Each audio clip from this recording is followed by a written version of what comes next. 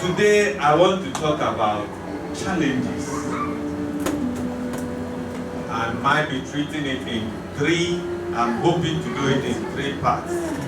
I don't want it to go to the 4th. But if it becomes necessary, we might get there. But it's going to be a 3-part series. When we talk about challenges, we are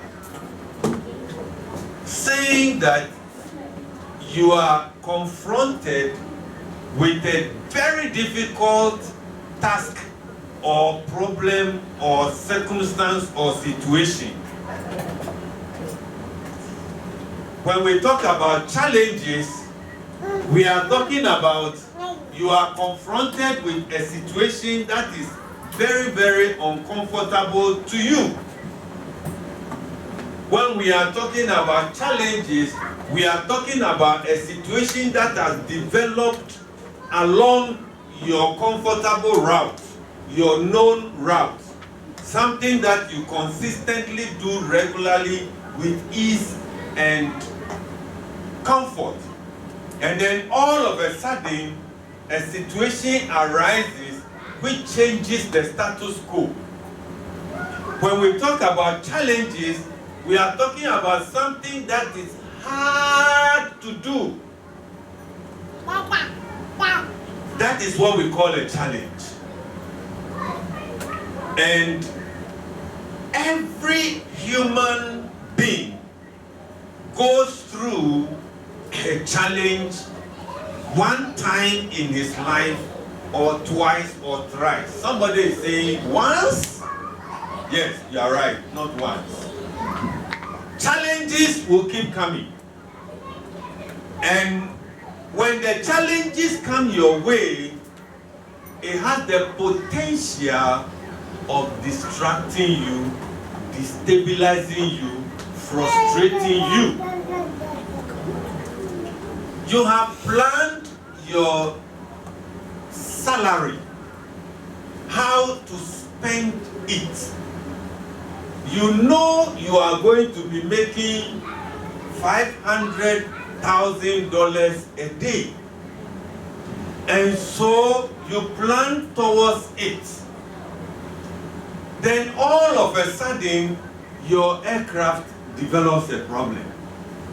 And just when you are thinking about how to resolve it, your ship, which is your boat in your holiday house, develops an issue. So your 500,000 that you have channeled, I'm giving 50,000 towards the work of God, 100,000 towards this, 50,000 towards that, and 200,000 to my savings. Now the aircraft is taking $1.7 million. You are not talking of cities. Am I talking to the people who I should be talking to? Yes. Then let me get the feedback. Yes. Yeah, we are talking the millions now. So don't be quiet on me.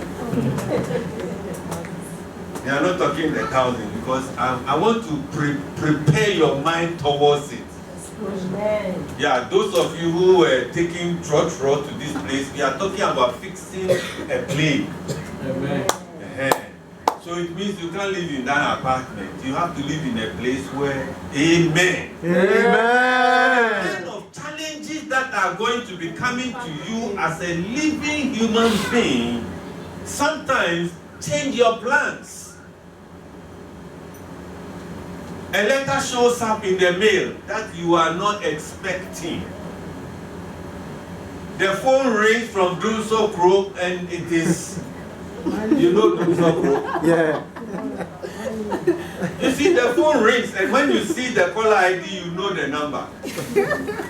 And you having unfortunately left a message. Apesi Jatini, Abraboma Yede, would you a message? When you listen to such a voicemail, then you know you don't have to leave a message. Because his voicemail is telling you Abraboma Yede. But here you are. The messages keep coming from Dunso Group. This is what we call challenges. Now you have a choice whether to stay solid, strong, and fix it, or to take other options. That is what we'll be talking about these weeks. Challenges. They are real. Sometimes we over-spiritualize it and we make it look like it is demonic only. Fine. I'm not here to tell you that challenges are not demon-oriented. Some of them can have roots from the devil himself. So I'm not here to tell you that challenges are not demonic. But I want to tell you that apart from demonic challenges, there are other challenges that exist, which you do not want to limit yourself to demonic activities alone, satanic spiritual activities alone. As soon as a challenge comes, every Christian, tongue-talking Christian starts speaking in tongues. Fine, speak in tongues. But you realize that like the drunkard who drinks away his trouble, when you finish and the drink is all gone from your eye, the challenge is waiting. You see, I thought after drinking my head off, when I wake up the next morning, the challenge will be gone. No, it's waiting for you to recover. When you recover, he says, "Good morning, I'm still here."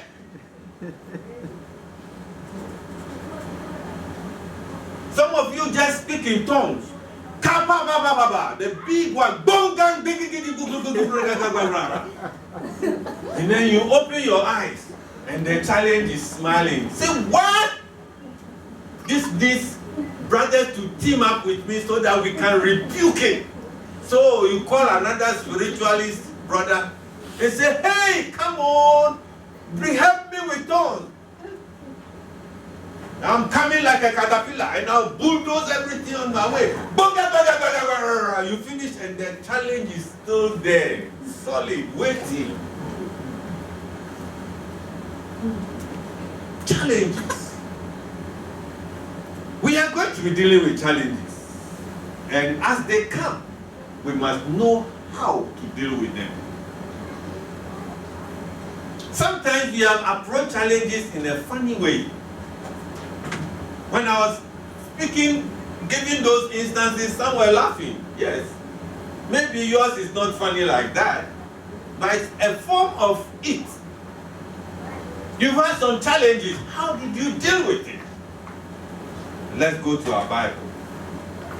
We want to go into the scripture. I'm going to talk about some 3 or 4 of them.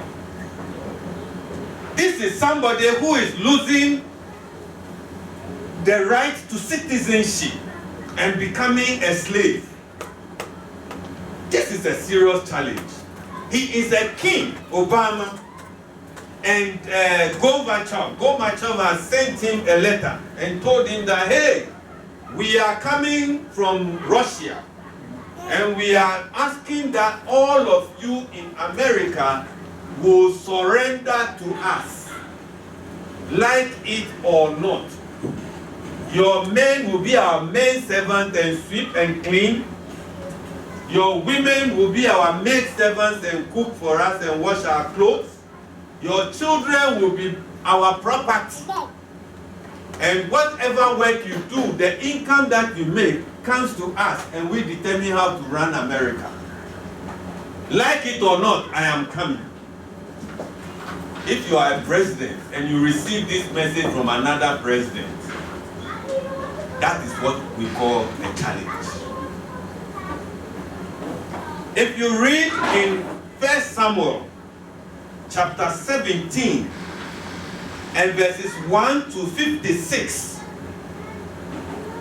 you will see this story about this younger boy called David, a shepherd boy in the field, and this huge giant called Goliath.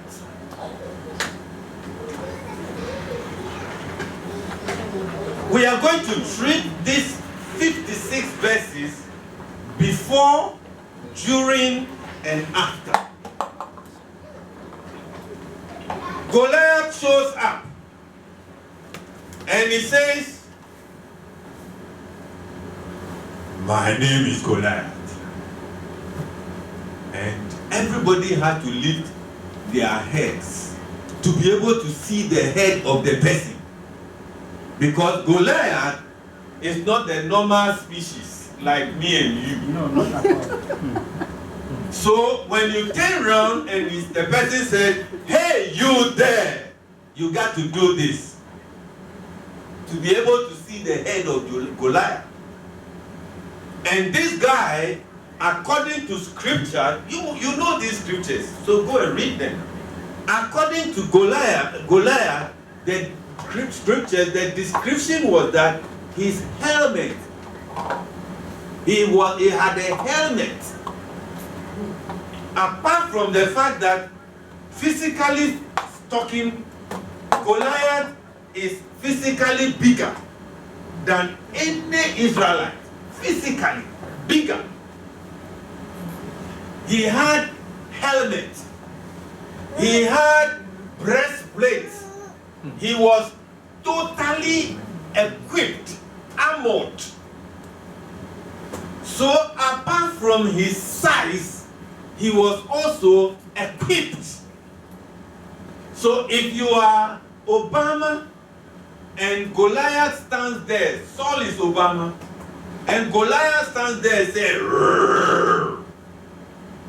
you know what happens to you?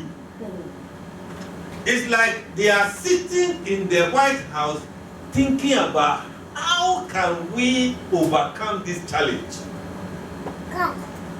This is unfair. You can stay or somewhere and be saying it's unfair. Goliath is there. He is coming.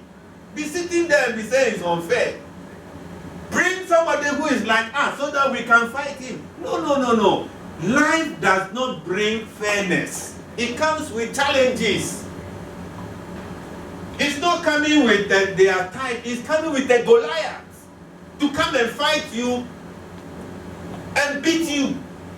And that's what he says. According to scripture, Saul himself said, this man is a warrior. It means that they know him. Apart from the fact that he is huge and tall and armored, they know him as Titinyami fighter. Have you thought about your challenges? The challenges that you are going through, financial, educational, marital, challenges. It doesn't come fairly. Huge, bigger than you can think about. What is that kind of challenge supposed to do? Create fear in you. Bring confusion in your spirit man. Uncertainty, doubt, frustration. You haven't done anything about the problem yet. Before the whole thing happens, Saul and his entourage are afraid.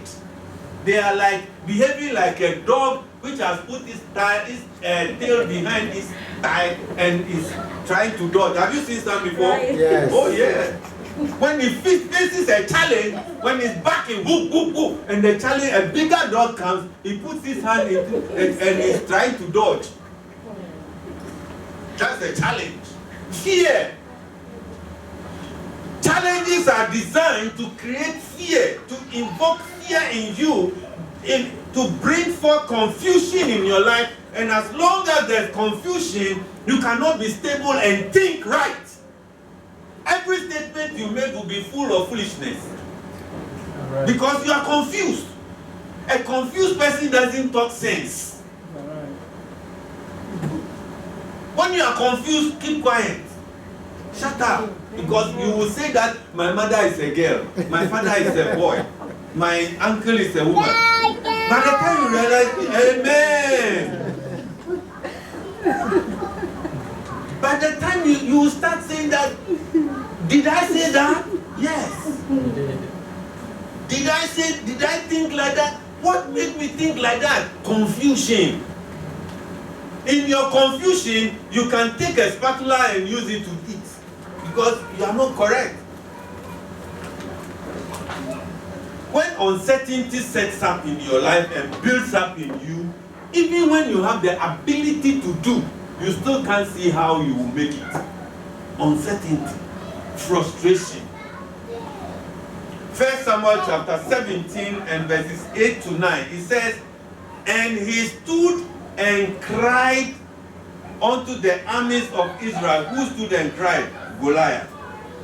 And he said unto them, why are ye come out to set your battle in array? Am I not a Philistine? And ye servants unto Saul, choose you a man for you, and let him come down to me. Verse 9. If he is able to fight with me and kill me, then we, he and all the Philistines, will be your servants. That is, we will lose our rights of citizenship and become slaves to you. Our green card will submit it to you. Our citizenship will our work permit will submit it to you. But if I prevail against him and kill him, then shall ye be our servants and serve us. Verse 11. When Saul and all Israel heard those words, they heard it. They haven't seen it yet. It hasn't happened. When Saul and Israel before, when they heard the words of the Philistines, Goliath, they were dismayed and greatly afraid. What does your version say? Dismayed and greatly afraid. Any different version? Dismayed and greatly afraid. Does this explain what I explained earlier before? It's supposed to create fear, confusion, uncertainty, frustration. He succeeded. Anytime a challenge comes before you, the essence is first of all to create in you fear. You lose hope. You lose hope. You lose confidence. You can't see how you will make it. You can't see how the situation is going to turn around for your good. Everything you think about is impossibility. This one there, you see, my home is hard. Where I come from, this my aunt, when cry will she leave me alone? That is what challenges are supposed to do. During the challenges, 1 Samuel chapter 17 and verse 24, and all the men of Israel, say all.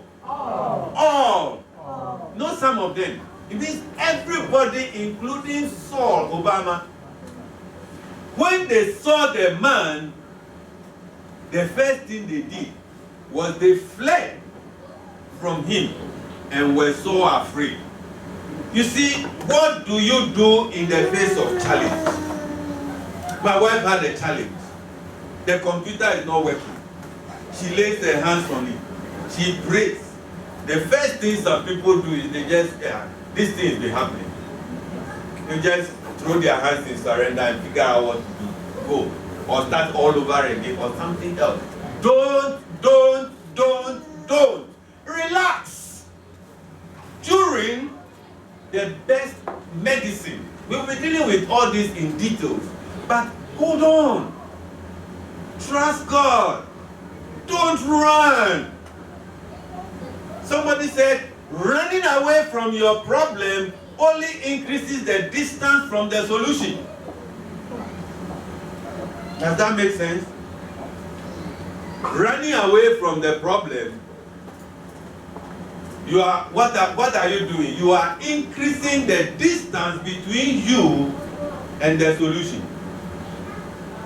Because wherever you go, like the drunkard, when the drink is finished, you wake up and the challenge is still there. So don't run away. What did David do when he got the same situation? The Bible said he ran towards the challenge. He ran towards the challenge. Lay hands on that situation, pray about that situation, invite somebody into that situation, seek information about that situation. We will be discussing more of that. Don't run. Because the more you run, the more you create problems for yourself. You are using your little energy, your little resources to buy a goat for the juju man.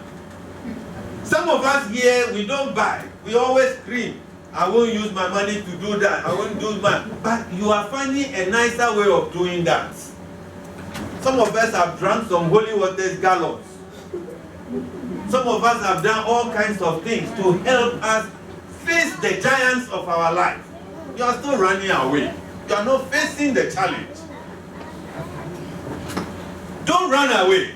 Amen. Don't run away. Don't attempt to run away. Don't attempt to move away. Just stay solid in the presence of the living God and wait for David to show up. Why are we spending time during this spiritual emphasis month?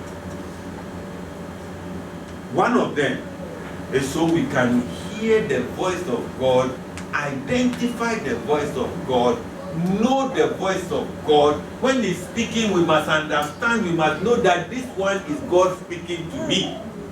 That's one of the aims. And if you don't have that as one of your aim at it.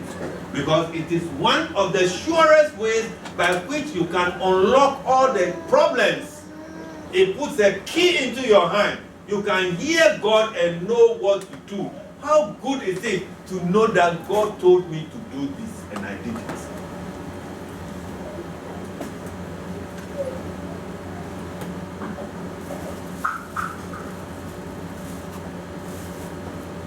David went through it. I wish I could read all that scripture. Go study it. Getting to the end of 56, you will see that when David got the victory,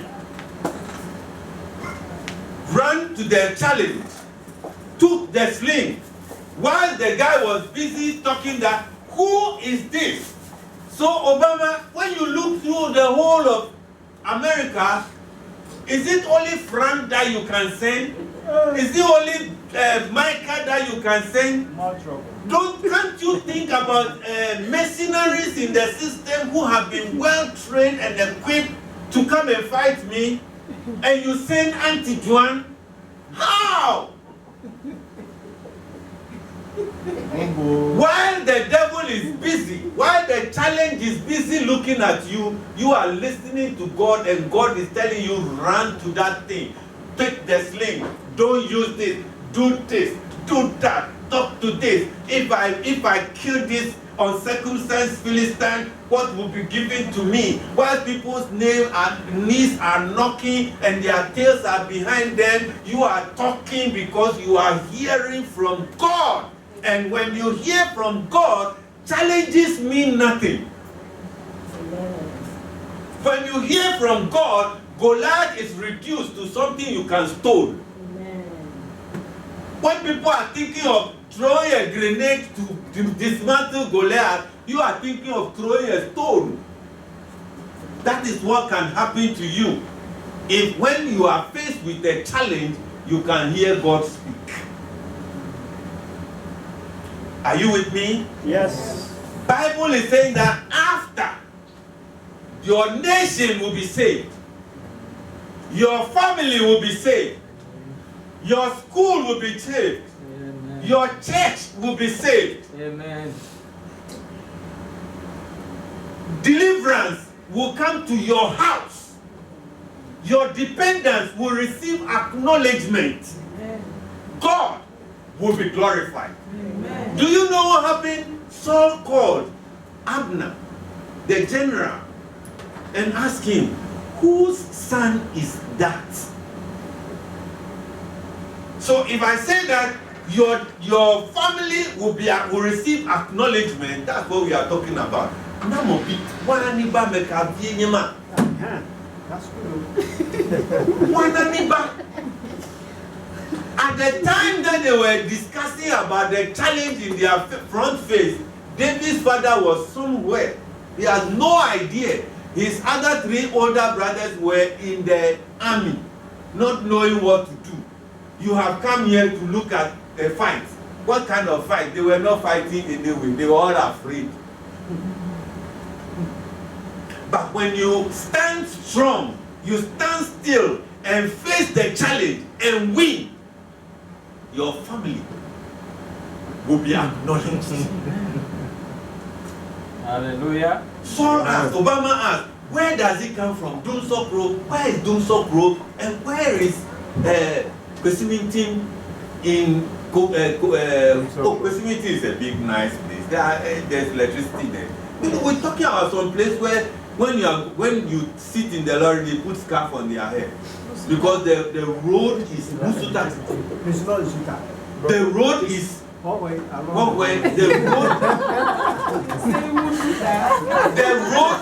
road is dusty, and so people put scarf on their head. You go and ask my brother John, he will tell you.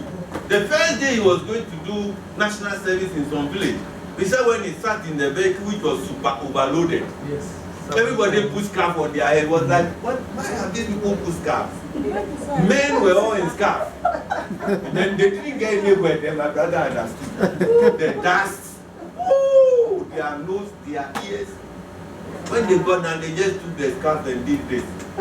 And my brother's head, his nose inside, everywhere was red. His eyelids were all red. Obama will ask, where do you come from? He said, I come from some village in Ghana where it is not on the map. Say, go there and bring them. Do you know that when Joseph won the challenge, Pharaoh asked, where is your family? Bring them. Let them come. Put them in where they choose to be. If you overcome a challenge, your dependents will find heritage. Yes. Oh my God. Challenges are not meant to destroy you. They are meant to put an iron bar at your back so you can be strong and do exploit. Frank Wati can say you. Challenges. Look, in the home there are challenges. In the classroom there are challenges. In the workplace, challenges. On the road, challenges. Wherever you pass, there will be challenges.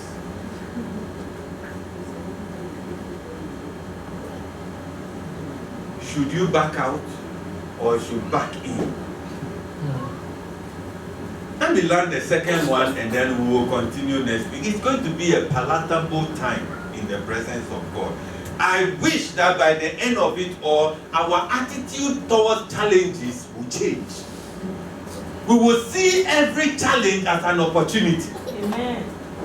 Because if you are able to jump 4-3, it gives you the right to go 4-4. 4-3 becomes normal. Amen. Amen. Challenges sometimes comes to prove that God is God. Elijah and the prophets of Baal. If you read through the book of Kings, 1 Kings chapter 18, all the way down to 39, so many interesting things happen in the life of Elijah. In this day and age, defending your faith is a daily challenge. Hello? Hi. Are you with me? Yes. Defending your faith in this day and age is a daily challenge. Not a regular once a while. It is happening every time. When you are in the train, people can sing all sorts of songs. As soon as you start singing down Nasi, you are wrong. You're right. People can be do everything. As soon as they realize that you are speaking in tongues, why are you speaking in tongues? You are crazy. People can marry men, and when you marry a woman, they say you are.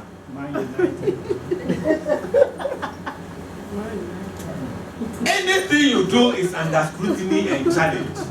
Your Bible, they are bending it, they are destroying it, they are killing because of it. That's the situation that Elijah found himself those days.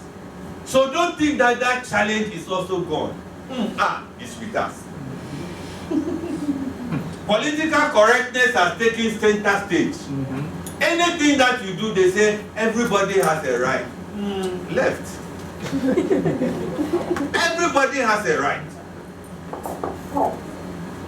But when they are taking their oath of office, they put their hand on the Bible.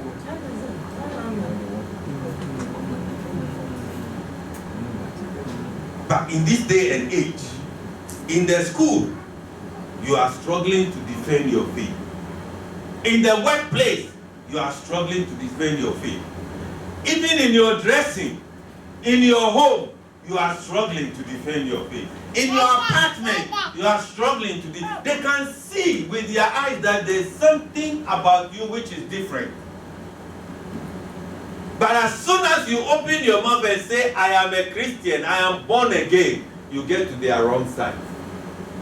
Hello? Hi. Does that sound real? Very real. That was what happened in Elijah's time. To the extent that the king in Israel went out there and brought in a Juju woman's daughter as a wife. Sometimes when we say it this way, you get it clearer. And this woman managed to kill all the pastors and the deacons. Because I say prophets, it doesn't mean much to you today. He just managed, Lighthouse, line up all the pastors, beheaded all of them. Central, line up all the pastors, beheaded all of them. To the extent that one guy called Obadiah, who was the minister of something, managed to take 100 of the pastors, some from Lighthouse, some from no, there's no Abombelt one, but he managed to get good ones. 100 of them, and kept them in a cave somewhere and was feeding them day by day, giving them bread and meat and food every day for the period that 100 pastors, Dr. Otabo, TDJs, all of you just packed all of them and put them in a cave somewhere because their life was at risk. They were at the point of extinction. We are talking about challenge, which if your father is not that pastor, it doesn't mean much. But when your pastor is Dr. Otabo, when they say they are killing them, it means a lot. You are losing a pastor and a father. That's what happened. This woman just killed all of them. And Obadiah managed to save 100. Elijah was one of the people who ran away to exile.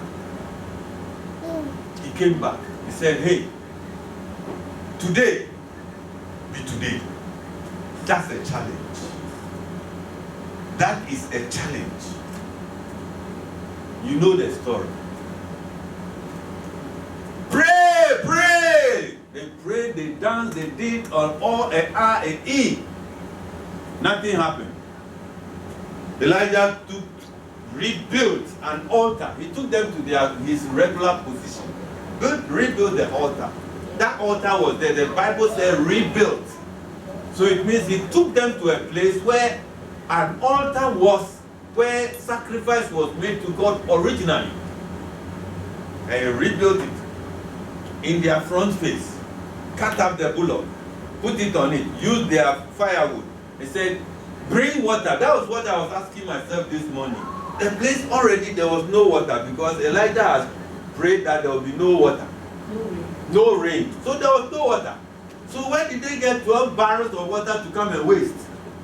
Well, they got it. They brought it. They poured it. Said, go again. They went again. They poured it. Bible said, Elijah, go again. By the third time, the whole place was with water. Then he lifted up his voice and called on his God. You guys, God is putting millions into your hand so that you can believe like an Elijah one day. Amen. Stand in the marketplace and say, hey, hear the Lord, the voice of the Lord. because you are a man of substance, you can talk. But if you are not a man of substance, the Bible says your wisdom cries not heard. The poor man's wisdom is not heard. So when God puts the millions in your hand, He's expecting you to do something with that, like Elisha is doing. Facing the challenge on behalf of society. And you know the end of that story. He defended his faith. And then when they had finished, the fire came. The nicest part of the story is that when the fire came from heaven, the Bible said it burned the offering. It burned the firewood. You see, because the fire did not come from the firewood. The fire came from God. So the firewood was not burnt, but the offering was burnt. Because the fire came from God. God is going to put certain things into our hands that will make us turn the tide and do unusual things to prove Him as God. Amen. Amen. The offering burnt first. The firewood burnt. And then after the firewood got burnt, the stove itself also got burnt. Amen. Amen. Amen. That's what God can do. The stove too was burnt. The gas cooker, the electric cooker, the oven and everything was burnt. Then after that, the Bible says it leaked. The fire leaked all the water, the attention, all the frustration, all the problems which are around. So that it will be beyond reasonable doubt that God did not bring that fire down. An ordinary fire will not do that. God is going to put a supernatural fire in your mouth. Amen. So that that solution which will come, which will face the challenges of the time, everybody will see it and know that this one, the source, is God. Amen. Shall we rise up and pray? Amen. What kind of challenge are you facing so far in your life? Is it lack of money, lack of time, lack of? What is it that is your challenge? Is your family so poor, so frustrated that you cannot go on? What is it that is drawing you back in your life and you are seeing it as a challenge that you cannot? Bible is saying that today, when you call on me and I receive that prayer, I am going to come down like fire from heaven and burn the offering, and burn the firewood, and burn the stove, and burn the water. Whatever the challenge, your family challenge, childlessness challenge, financial challenge, whatever it is that is facing you, God, your marital challenge, God, your studies, God, whatsoever it is, let's call on our living God right now. He's not troubled. He's not asleep. He hears prayer. He will hear you. He will move into your situation. He's not only going to bend the problem, but He will lift everything around it, so everybody around you will know that that challenge was lifted by Almighty God. You know the challenge you have in your life. The way you speak, the way you think, the way you behave, your character is messing you up. Your perception to life is messing you up. You don't think big. You are unable to think big. You are always thinking small. God is ready to shake you up and cause you to run towards that challenge like David did. Thank you, Jesus. Say it to Cinderella. We give you glory. We give you glory. We run towards our challenges fearlessly. We know who is behind us, you, the living God. We know we are able to stand and win hands down every challenge.